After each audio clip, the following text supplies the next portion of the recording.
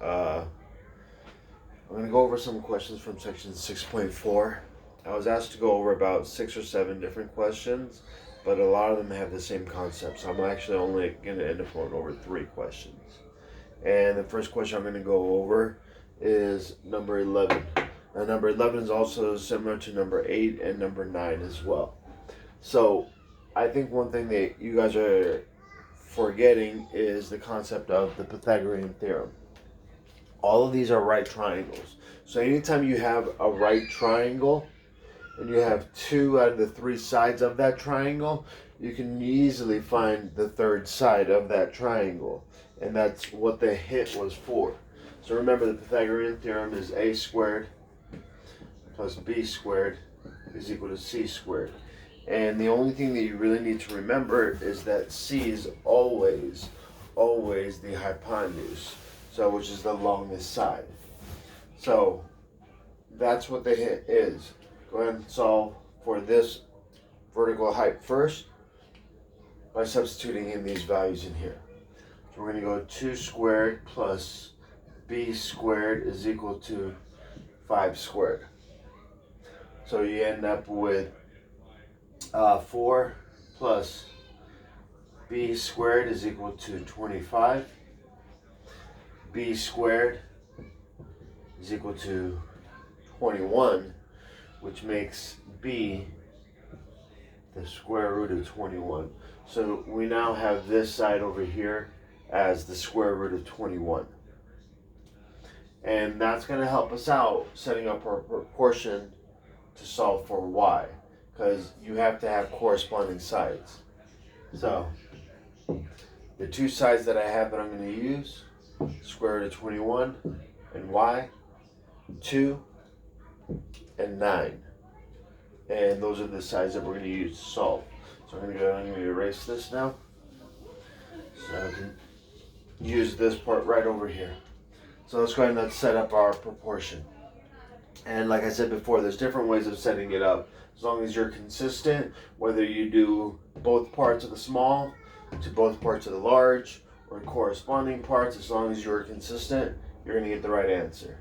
So we end up with, I'm going to set it up as the square root of 21 over 2 is equal to y over 9. Cross multiply, you get 9 radical 21 is equal to 2y. And solve and get y by itself. Divide both sides by 2. Since we can't break down the square root of 21 into anything useful, 7 and 3, nothing good there, this becomes your final answer. So it's a little messy, but nonetheless, it's in the right format. So that's how you go ahead and you solve number 11. Number 8 and number 9 especially, you do have to use the Pythagorean theorem first to solve for the third side. So anytime you see a right triangle, think to yourself, Pythagorean theorem first. Okay, so that's number 11. I'm going to go ahead and I'm going to work on number 12 next, which is one of those like almost puzzle type problems. And you guys know, well, I like those types of problems. I think they're fun. Then again, I know that I'm weird. So we're pretty much asked to find all the different angles and the remaining sides. So we're going to go ahead and we're going to start off first by finding this angle right over here. So we're given 2 out of the 3 angles of a triangle. So we're going to set this one up as 27 plus 32 plus, let's see, what variable did they use for that? A is equal to 180 degrees. So if you go do that, we end up with 59 plus A is equal to 180. A is equal to 121. So A is 121. If A is 121, B right underneath it is going to be the value that we've actually already come up with right over here. Because both of these are, you can either call them a linear pair or supplementary angles. But that one ends up being 59. Then we also know another angle, this angle over here, F. So if these two lines right here are parallel, this line acts as my transversal. So this angle and this angle are going to be corresponding angles. So that's going to be 121 as well. And same way, again, these are parallel. Let's act this line right here as my transversal. If that's 32, this angle right here is also going to be 32. We'll write that one in red as well. Okay, so the only other thing that I left to solve for is E and C. We got everything else. Okay, so let's go ahead and write N, E, and C. So in order to solve for C,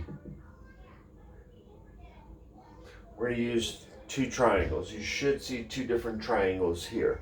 And they're going to be similar triangles because all the angles are going to be congruent as well. So here's my first triangle. So I'm going to redraw that triangle off to the side over here.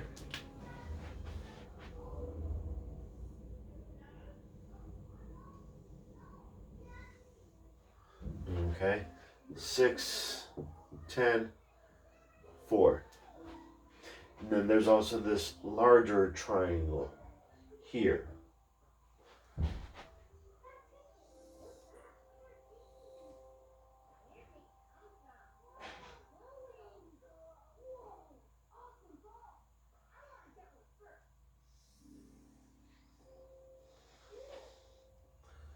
We have C.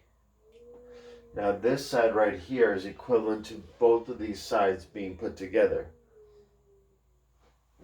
So we can add the two together and we end up with 8. 6 plus 2. And that's really all the information I need in order to solve for C. Okay? I have two corresponding sides of similar triangles. So I can set it up as 6 over 4 is equal to 8 over C. And we cross multiply. Okay? 32 is equal to 6C. And divide both sides by 6. C is equal to, let's reduce that. Both have a 2. So let's go with 16 over 2. 16 over 3. And then that reduces down to 5 1/3. So either format, C ends up being 5 1/3. Okay. So, and we're going to use a different process to help us solve for E. So from the classwork section of 6.4, one of the takeaways should have been the fact that you can set up proportions with just parts of triangles as long as they are cut by parallel lines. So, for example, I can set up a proportion 6 is to 2, and now it just needs to correspond.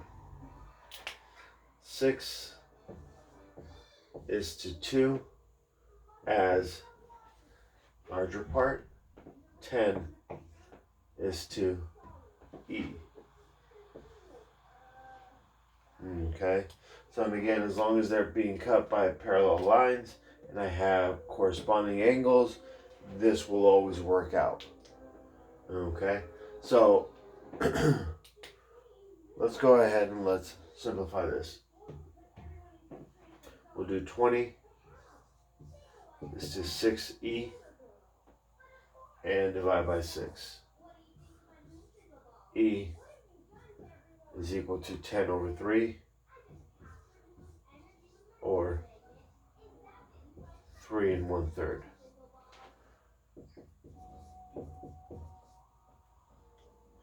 Okay, and that's using the proportions that we have because of the parallel lines. So hopefully that was clear. Again, if you have questions, you can write it in the comments of the Google Classroom. I'll do my best to answer them. There was one more question I wanted to go over, and that's going to be question 17. Actually, correction, 16. And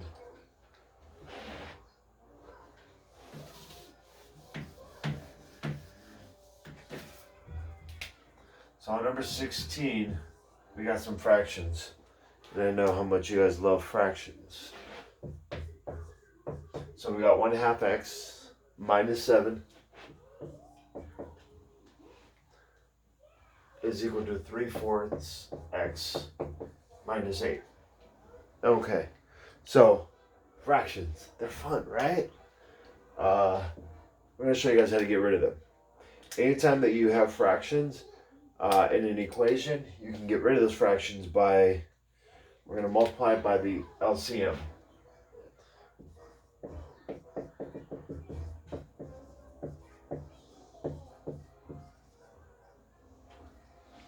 Least common multiple, or LCD, least common denominator is probably better since we do have fractions.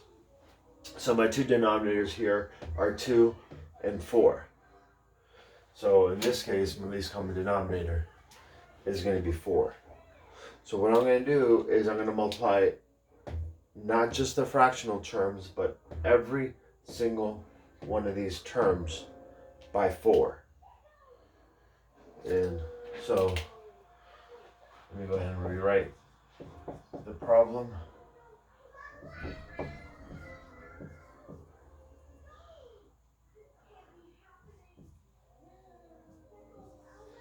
And I'm going to multiply all of them by 4.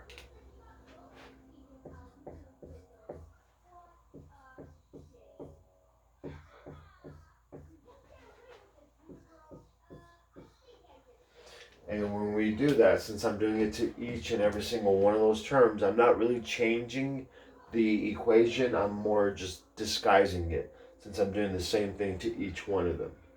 And once we do that, we simplify. 2 will cancel out with 4 twice. 4 will cancel out with the 4 once.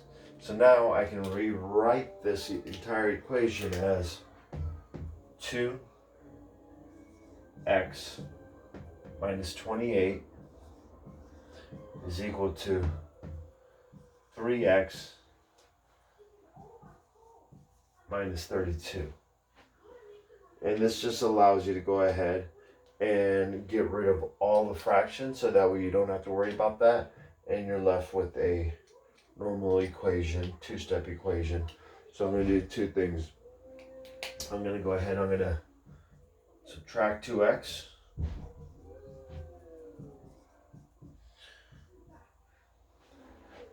And I'm also going to add 32.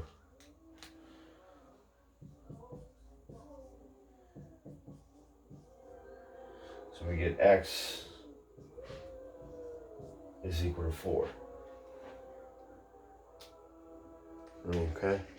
And that was all we were asked to do, is just solve for x. Again, as any equation, you can substitute 4 back into the equation to see if it works out. And if you were to do that, you would get -5 is equal to -5, which works out. Okay, so that's how you get rid of your fractions, so that way they don't scare you. That applies to also number 18. Number 17, just got to distribute a little bit, and then you'll be left with an equation like we had over here. All right, guys. Hope that was helpful. Hope you're staying safe and healthy, and I'll talk to you soon.